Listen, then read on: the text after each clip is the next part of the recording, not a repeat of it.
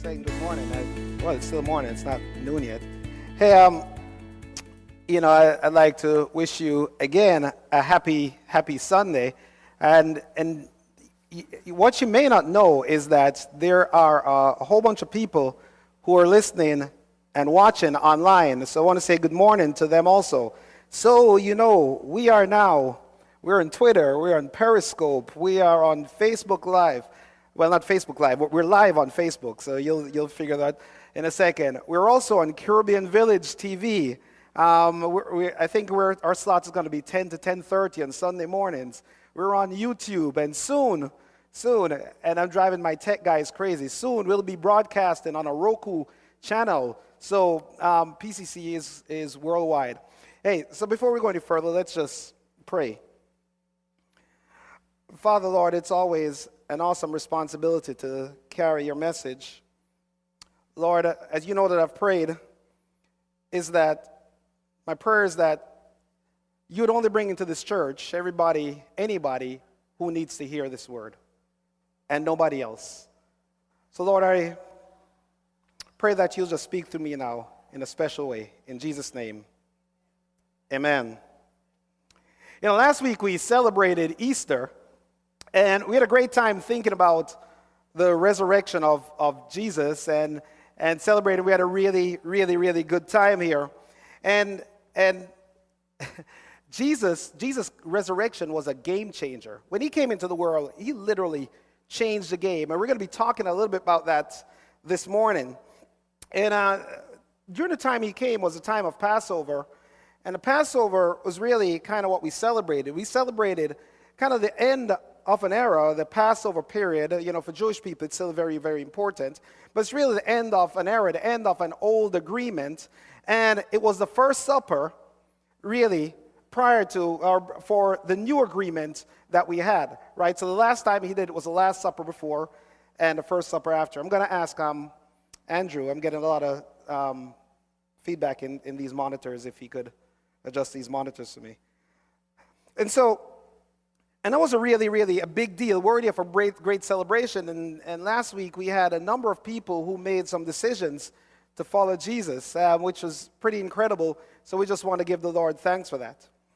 Now, today I'm excited to bring a new series to you, and it's totally different than any other series that we've ever done. And so it was so totally different that we decided to call it Totally Different. And it's funny, when I was making up this graphic slide, I kept asking people, I'm like, what do you think when you see this? They said they saw Chinese writing. And, well, it's different, right? So the writing is different. I mean, literally, it is different. In case you're wondering, just kind of turn your face to the side and read like this, and you'll see that it's different. But when Jesus showed up on the scene, he was unlike any other leader that ever existed. He was unlike any man that ever existed. From his birth to his death, he was just different. He was totally different. And he was so different that the religious leaders of the day, the people, didn't know what to do with him. And so he came on the scene and he's like, look, not only am I different than anybody, I'm here to start a different movement. I'm here to start a totally, let's see, Drew, you got to come help me out here. My clicker is not, there we go. He said, there was an old way, but there's now a new way. And this is new movement, and it's what I call the Jesus movement. And this whole series is about the Jesus movement. And today is really the introduction.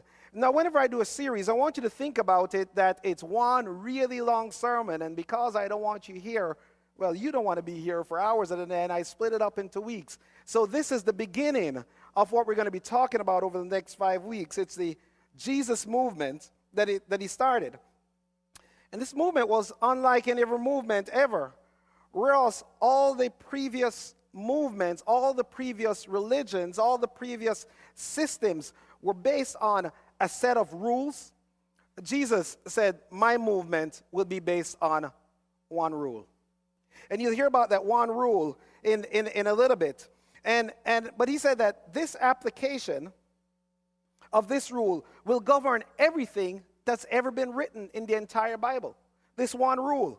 And it was so hard But the rule is so simple. It's like you only got to remember one thing, one rule, but there are multiple applications of the rule. But those applications were so attractive, were so irresistible that people flocked to this Jesus movement in droves. They just kept coming to this Jesus movement. And by the way, they came to this Jesus movement before there was even any New Testament written. The New Testament was written over a period of time, decades afterwards, but not compiled till about 300 years afterwards. So people came to this movement not because the Bible said so. People came to this movement because John, who was an eyewitness, said so. Because Peter, who was an eyewitness, says, I saw this man who was raised from the dead. And by the way, this man lived a certain way. And when I followed the way that he lives, my life will be better. And they went around the place telling everybody, I'm like, look, you got to know about this Jesus. Long before any Bible was created, hundreds of thousands of people flocked to the new movement, to the Jesus movement. And then something happened. Something happened, and then the old system started to creep back in to this Jesus movement. And then what happened is that something happened again, and the Jesus movement took hold again, and then something crept back in. But this Jesus movement was so irresistible that the early church, even though people knew the faith that happened to Jesus, they didn't care. They still flocked to this Jesus movement.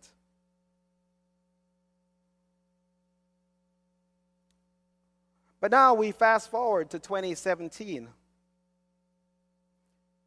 and something is happening. This movement that was so irresistible is suddenly becoming very resistible. So here's the question that we'll be tackling this morning, if my clicker works. And my clicker doesn't want to work. If this message of Jesus is so irresistible, why are so many people finding it so resistible? You know, I always test out these things on my wife when I come up with these statements, and she's like, Gary, I don't even know what you're saying. But I'll tell you this. I want you to read it slowly. If the message of Jesus is so irresistible that people were willing to risk their lives to carry this message and to follow this message, why are so many people finding it so resistible? And if you are a follower of Jesus, it's a question to ask yourself. If you're still checking out this whole Jesus thing and still wondering about this Jesus thing, whether this Jesus thing is real, it's a question that I want you to ask yourself is, why do I find the message of God, the message of Jesus, so resistible?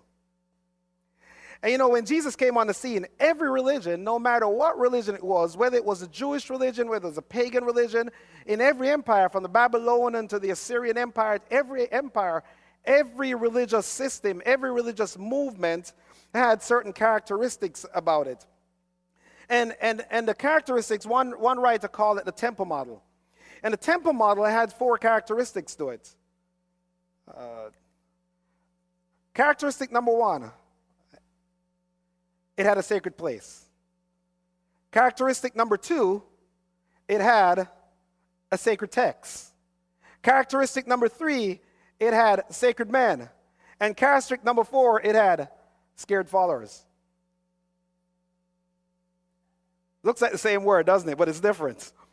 And so in every system before, you had to go to a place.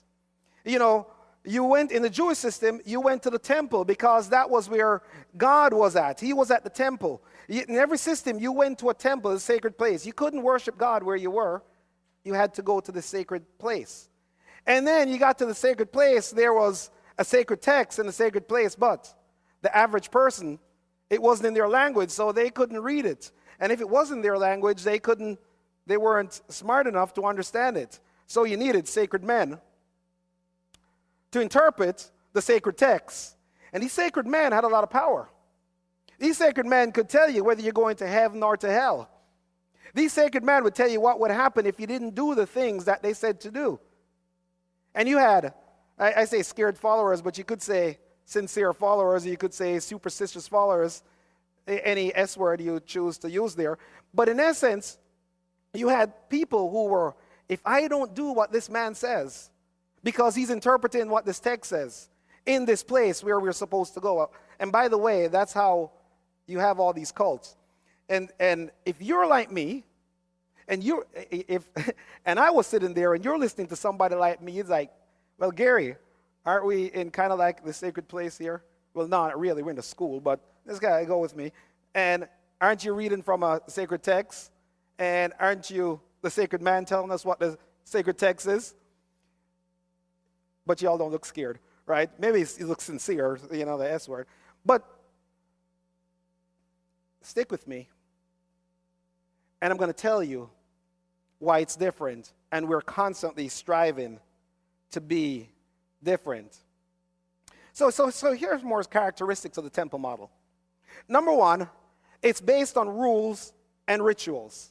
There are a bunch of rules in the temple model. Go back to that previous slide there, Drew, for me. It's based on buildings, and it's based on symbols. There's normally a whole bunch of symbols. You come inside the sacred place, and there are statues, and there are images, and there's all this other stuff. And the rules were things you had to do to keep God's favor, because you never really know whether or not you're going to keep God's favor. So another characteristic of the temple model is that it emphasized fear. It emphasized fear. Another characteristic of the temple model is that you never knew where you stood with God. You just never knew where you stood with God. And so in some of the temple model things that you see nowadays is where people are like blowing up places and stuff because they're trying to curry God's favor. And so that was a temple model. And as I mentioned before, every religion was that way. And then Jesus steps on the scene, and he starts doing these miracles. And he's doing these miracles, and he does all these things, and people starts to follow him. And then, one day, out of the blue, he asks his disciples this question. The question was,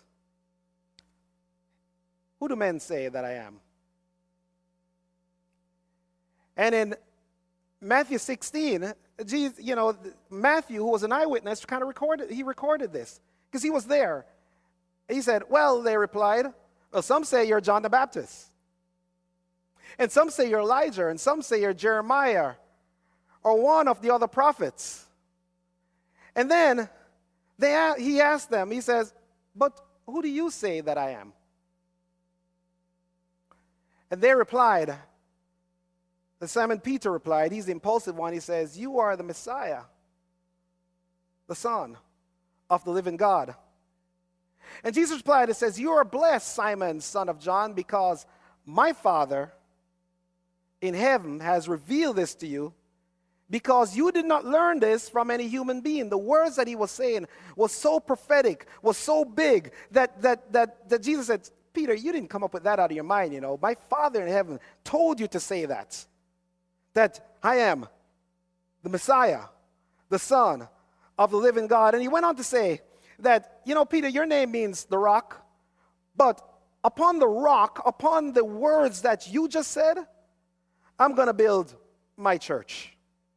And that word church there, you've heard me say this before, but it's worth reemphasizing, is that word church, when the first translator, William Tyndale, when he translated that word in the original way in English, he was martyred by people who wanted to keep the temple system, because that word was, I'll build my gathering, I'll build my people, I will build my movement, I'm going to build my Jesus movement. And the powers of hell will not conquer it. Later on, the reason why that word church is there is that the later translators translated for a German word Kirche, which means a building. But the original language says, I'm going to build my ecclesia, the Greek word, which is my people, my movement, my gathering, my people, my movement, my gathering. And the gates of hell would not be able to conquer it. But of course, the people in the Bible are like real people. They had no idea what what Jesus was talking about. It's like, yeah, okay, whatever, Jesus talking crazy talk again. But a little while later, he started to unravel this temple model. And one day, Jesus meets this woman at a well. And he starts talking to the woman. He starts telling her all this stuff. He's telling her about, her husbands, and he's telling her about stuff that's happening at home. It would be like if you met somebody in Publix, and that person starts telling you about your family members, but not only they're telling you about your family members, they tell you what you had for breakfast this morning or what you had for dinner last night. He's telling her all kind of stuff that she's so marveled that she says, truly, you must be a prophet. And so she's like, well, if I have a prophet here, I'm gonna ask him some questions. So she said to him, so tell me, why is it that you Jews insist that Jerusalem is the only place of worship, while we Samaritans claim that it's here at Mount Gerizim, where our ancestors have worshipped? And Jesus replied, believe me, dear woman, the time is coming when it will no longer matter whether you worship the Father on this mountain or in heaven. In heaven. Or in Jerusalem. And then he said, but the time is coming. And by the way, that time is here, right now. The time is coming, the time is here right now when true worshipers will worship the Father in spirit and in truth. The Father is looking for those who will worship him that way.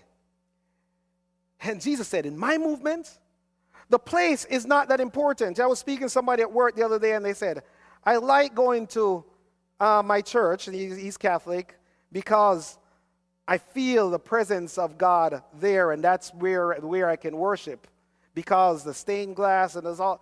And I'm like, look, God really cares what's right behind here, because God is spirit, and your spirit speaks to his spirit. And with that statement, though, right there, he did one thing.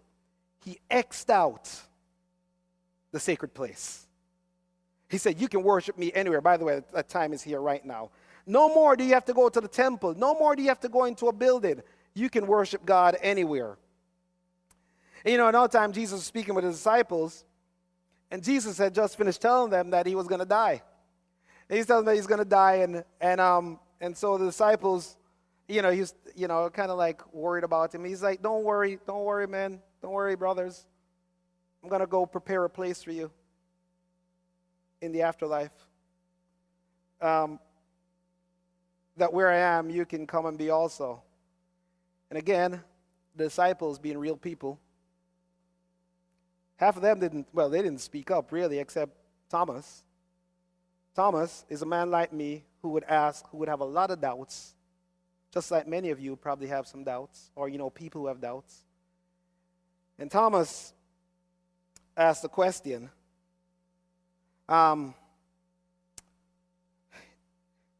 he says, how are you going to do that?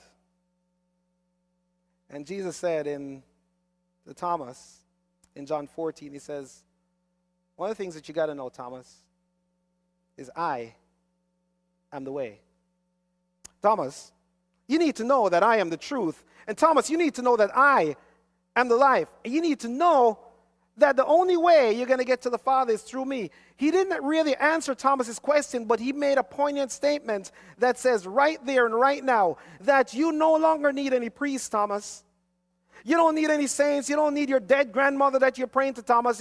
None of that's going to work, because there's only one way, Thomas. There's no more sacred men, Thomas. I am the way. I am the truth, and I am the light. And no one comes to the Father except through me. Thomas, you need to get that. And with that, he X'd out the sacred men.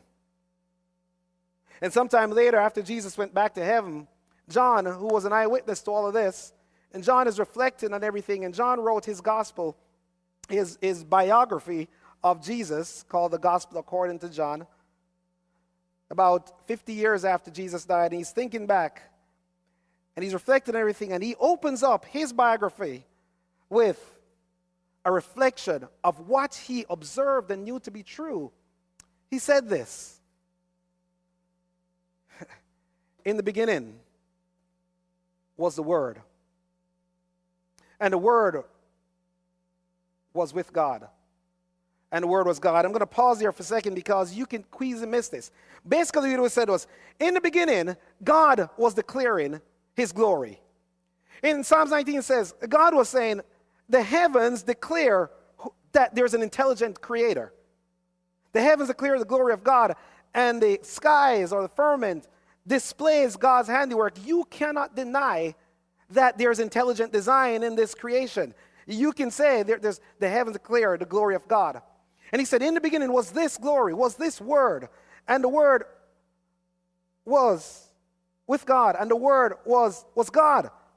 And then in John 1:14, he says, and the Word, that Word that people now call the universe, well, the universe says this, and the universe says that. Well, that's what people who didn't know what was described here by John says, you know what you call the universe? Was the Word. And the Word became flesh and made his dwelling among us. And John wrote that you didn't necessarily need, and I'm treading on very thin ice here because I want you to understand the essence of what I'm saying. You don't need the Bible to tell you about God, because the heavens declare it. And you can see it all around. And people, they call this the universe. Call it for what he is. He's God. And God was no longer locked up in a tabernacle. And right then and right there, because remember I told you, for the first 300 years, there was no New Testament. But people came to know, and God says, you can come to me. And here is what I'm going to tell you. That if you say, I don't really know about the Bible, here's what I'll say to you. Trust God. And he'll reveal what he needs to tell you, what you need to know. And some people say, well, the man wrote the Bible and it has contradiction. The heavens declare the glory of God. You know him. You call him the universe. But he's God, manifested in the one that became flesh and came and lived among us. And then Jesus redefined the rules. And he redefined the rules that every religion used to follow. And so the Old Testament, and this is how rules work, because this is how the laws of the United States work, and this is how our tax laws work. God gave 10 commandments. And then the Jewish leaders gave 627 laws to interpret the 10 commandments. And then, by the time you get to the Pharisees, between the Old Testament and New Testament, the Pharisees says people aren't living right. So they gave new rules to interpret the 627 laws, to interpret the 10 commandments. And you had all these rules. And then Jesus comes on the scene, and he says to them, in his movement, Jesus said, and I love this, Jesus said, and I asked Drew to get it up there, it says, in Matthew 5:17-21, he says, and he's quoting the rules. You've heard the rule that says, people long ago, you shall not murder, and anyone who murders will be subject to the judgment. And everybody's like, yep, I know that, came from the 10 Commandments, the whole judgment thing came about from the laws. And then Jesus, up the ante, he says this, but I tell you, you talking about murder? You talking about practice? You talking about murder? But I tell you, anyone who is angry, just even angry with a brother or sister, will be subject to the judgment. People are like, whoa, Jesus, you can't create any more rules. We can't meet that. And then Jesus goes on a little bit further and he says this. He says this, you've heard it said, you shall not commit adultery.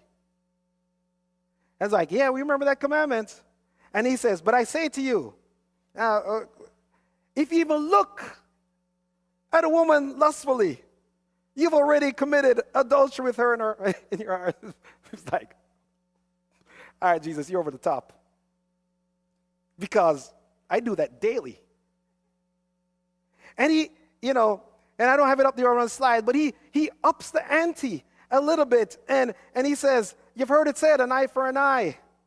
But I tell you, if somebody slaps you in the face, you turn the other cheek. And people are like, you're killing me. And he's like, you ever heard it said? There's a good reason for divorce. And he says, if you divorce your wife for any reason, you've heard it say, hate your enemies. But I say, love your enemies. And people by this time were like, I'm out. And Jesus said, you've missed the whole point of all the scriptures. You're busy following the rules when you've missed the point of why the rule was created in the first place. You see, there's only one rule. There is only one rule. And if you keep this rule and you say you filter everything that you do through this rule, then you don't have to worry about anything else. And here's the rule. The rule is one word. The word is love. He says everything and love, there are really only three applications of this. You got to love God. You got to love others. And you got to love your enemies. He says, if you do this, and in Matthew 22:40, he said this. He said, all the law, everything that's ever been written in the Old Testament and the New Testament, everything that's ever been said, hang on these commandments. Love God and love others. He said, you apply that filter, that's all you got to do. And after Jesus' resurrection, he carried that message everywhere. People carried that message everywhere. And people started coming to Jesus in droves because the disciples were living that out. There wasn't even a Bible. The disciples were just living out, loving people who weren't like them. They were just loving other people. They were doing good to those who hurt them. People would beat them and stuff. They'd come out and just praise God, man, you beat me. And people's like, who are these people? These people who are willing to die, this got to be something special. And the message that they were given was so hard, but it was so doggone simple. And they practiced these things. And the message was downright irresistible. And a movement today that encompasses 31% of the world's population was started by a man sent from God to bring a message of love that when you follow this, it will make your life better. So here's the problem. If this message is so downright irresistible, why is the population of Christians in the United States on the decline? If the message of Jesus is so irresistible, why are so many people finding it so resistible? And the fact is, over the past 20 years, there's been an decrease in the number of people following the new movement in the United States. Following the movement that Jesus started. There's an increase in the number of people called functional atheists. A functional atheist is this. It's like, I believe in God. I believe in Jesus, but I don't really care what he thinks based on my actions. I'm going to do my thing. And so they're different than agnostics who says, well, I don't know if there's a God, but if he's up there, he doesn't really care about what we're doing, that God doesn't care. I don't really care what God's doing. I believe in him. I'll show up in church sometimes. And then there's an increase in another group of people called the nuns. Not N-U-N. N-O-N-E.